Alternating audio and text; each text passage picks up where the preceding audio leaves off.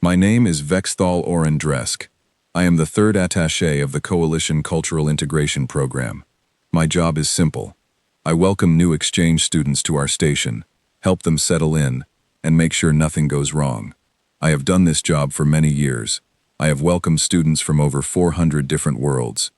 I thought I had seen everything. I was wrong. This story is about the day a human named Bruce arrived on our station, and how my quiet, well-organized life was never the same again. Bruce came from a country on Earth called Australia. Before he arrived, I read a short file about him. It said he liked outdoor activities, was very relaxed, and had a strong sense of humor. It did not warn me about anything else. Looking back, I think the file was missing some very important details. When Bruce stepped off the shuttle, he was wearing simple sandals, shorts, and a shirt, with a picture of a red sun on it. He was chewing something and did not stop the whole time we spoke. He looked around at our station, the tall glass ceilings, the floating lights, and the strange plants from 100 worlds, and he said only one thing. "G'day, Bruce. Nice place you got here. Got a fridge anywhere?" I did not know what a fridge was. I smiled politely and told him I would show him to his room. That was the beginning of everything. The first thing I noticed about Bruce was that he was never afraid. Not once. Not during the shuttle landing, which shakes even seasoned travelers. Not when he saw a Vren guard standing 7 feet tall with 4 arms. Not when the station's artificial gravity flickered for a moment during a minor system test. He just kept walking, chewing, and looking around like he was on a nice afternoon walk. The second thing I noticed was that he treated every creature the same way, no matter how big, how strange, or how important. He treated the station's youngest cleaning robot with the same friendly respect he gave to a senior ambassador. He called everyone mate. I later learned this was a word of friendship in his language, and he used it constantly. On his first full day, we had a welcome event in the Grand Hall. This is where new students meet teachers, staff, and a few important guests. It is usually a calm event with soft music and polite conversation. I had planned every detail carefully. Bruce arrived a little late because he had gotten lost looking for something called a servo, which I still do not fully understand. When he walked in, the whole room turned to look at him. He waved at everyone like they were old friends. At the event, food from many different worlds was placed on long tables. Most guests picked small portions and ate carefully, since some foods from other planets can be strong for those not used to them. Bruce walked straight to a table with a dish from the Vren homeworld. This dish is very rare and only prepared for special guests. It is known for having a very strong taste that most species find difficult to handle. Bruce picked up a piece with his hand, looked at it, and ate the whole thing in one bite. There was a moment of complete silence. The Vren guest sitting near the table stared at Bruce with wide eyes. He looked shocked. I later learned it was because most visitors need training and preparation before eating that dish, and here was Bruce eating it like a snack, with no training at all. "Pretty good," Bruce said. "You got any sauce, though? Tastes a bit plain." The Vren guest slowly sat back down, still staring. I quickly stepped in and offered Bruce a drink of water, hoping to calm the situation. Bruce thanked me and asked if the station had any barbecue nearby. I did not know what that word meant either, but I promised to look into it. After that event, word about Bruce spread quickly around the station. Teachers and students began to ask questions. Was he always this calm? Did nothing bother him? I began to wonder the same things myself. A few days later, we had Culture Day, an event where each new student shares something from their home planet. Some students showed music, some showed art. One student from a water world showed a beautiful dance using floating water shapes. It was lovely. When it was Bruce's turn, he asked if he could show something from his own suitcase. I agreed, thinking it would be something simple, maybe a photo or a small object from home. Instead, Bruce reached into his bag and pulled out a large, 8-legged creature that had been hiding inside his luggage the entire trip. Several students screamed and jumped back. 2 staff members reached for alarm buttons. I froze, unsure what to do. Bruce just smiled and held the creature gently in his hand. "This is Gary," he said. "He hitched a ride from home. Don't worry, he's harmless. Just looks scary." He then walked outside to the station's garden area and placed Gary down near some plants. speaking softly to it like it was a small pet. The creature did not move to harm anyone. It simply sat there, looking at its new home. After the event, many students admitted that Bruce's calm behavior around Gary made them feel calmer too. A few students even asked if they could visit Gary in the garden. Somehow, in only one day, Bruce had turned a moment of fear into something that made the whole station a little more curious and a little less nervous about the unknown. I started to realize something about Bruce. He was not simply fearless. He was calm, because he expected things to work out, and somehow, they usually did. The next big event was a safety drill. These drills happen often on the station, since space stations must always be ready for small problems, like air leaks or system errors.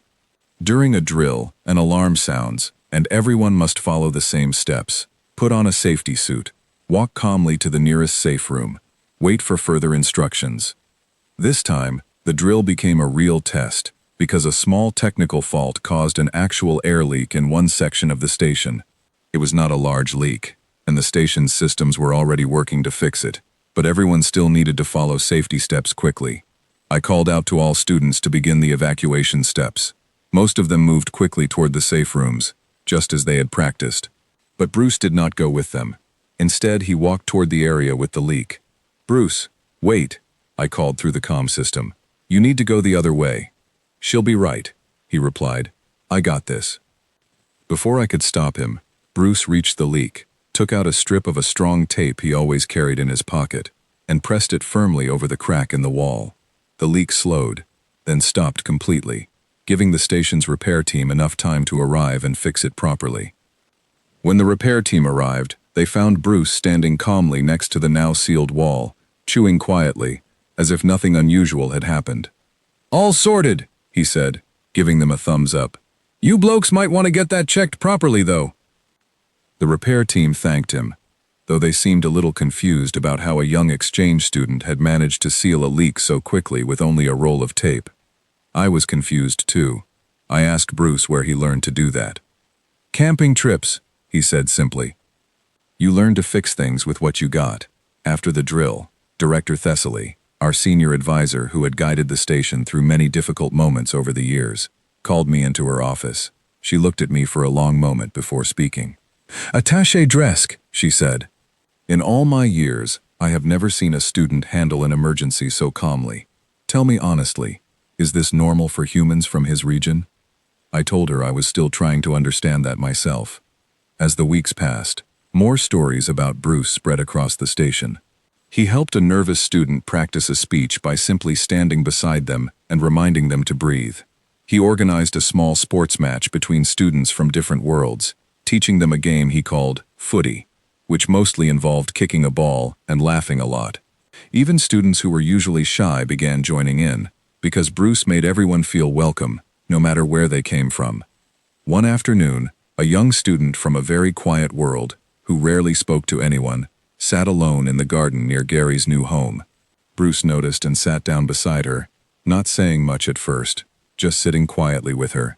After a while, he asked her simple questions about her home, her favorite foods, her family. Slowly, she began to open up and talk more than she ever had before. Later, she told me that Bruce made her feel safe, because he never rushed her and never made her feel strange for being quiet. I began to understand that Bruce's calmness was not just about being unafraid of danger. It was also about making others feel calm too. Not everything about Bruce was perfect, of course. He often forgot small station rules, like not chewing loudly during quiet study hours, or walking into meetings a little late. He sometimes used words that confused everyone, like arvo for afternoon, or brekkie for breakfast. Some staff members found him a bit too relaxed for such an important program. But even they had to admit that whenever something difficult happened, Bruce was often the calmest person in the room. One evening, a large gathering was planned to welcome an important visiting delegation from a distant system.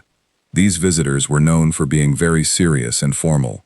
Many staff members worried about how Bruce might behave in front of them. I worried too, though by now, I had learned that worrying about Bruce rarely changed what he would actually do. During the event, one of the visiting delegates, a tall and serious figure, accidentally dropped an important item they were carrying. It rolled across the floor and stopped near Bruce's feet. Before anyone else could react, Bruce picked it up gently, walked over, and handed it back with a warm smile. "There you go, mate," he said. "No worries." The delegate looked surprised at first, unsure how to respond to such a casual greeting. But after a moment, they smiled too, thanked Bruce, and the tension in the room seemed to disappear. Later, the delegation leader told Director Thessaly that Bruce's friendly manner had made them feel more welcome than any formal speech could have. By the end of that season, something had changed on our station. Students who once stayed only with others from their own world began mixing more freely. Nervous students felt braver. Formal events felt a little warmer. And somehow, much of this change traced back to one relaxed young man who simply treated everyone the same, with kindness, humor, and a strange amount of calm. I still remember the day I sat down to write my final report about Bruce's time as an exchange student. I had planned, many months earlier, to write about how difficult it was to manage someone so unpredictable. Instead, I found myself writing about how much the whole station had grown because of him. I wrote about the Vren guest, who later admitted that watching Bruce eat the special dish without fear had helped him feel proud of his own culture, since a visitor found it enjoyable rather than intimidating. I wrote about Gary, who now lived happily in the garden and had become something of a gentle mascot for curious students. I wrote about the safety drill and how quick thinking, even from an unexpected source, had helped keep everyone calm during a real emergency. Most of all, I wrote about how Bruce never tried to be extraordinary. He simply tried to be kind, honest, and calm. In every situation, big or small, he treated frightening things with curiosity instead of fear, and treated everyone, no matter how important or how new, with the same easy friendliness. When the Coalition Council reviewed exchange students at the end of the season, they asked me to name a student who had shown outstanding growth and positive influence. I did not hesitate. I wrote Bruce's name. A few days later, the council's answer arrived. Bruce had been chosen to represent our station as an official Goodwill Exchange ambassador for the next cycle, a rare honor, usually given only to students with years of formal training. I found Bruce in the garden, sitting near Gary, eating something crunchy from a bag he called chips. I told him the news. He looked at me, smiled, and said, "Yeah? That's pretty good then. Reckon I can bring Gary along?"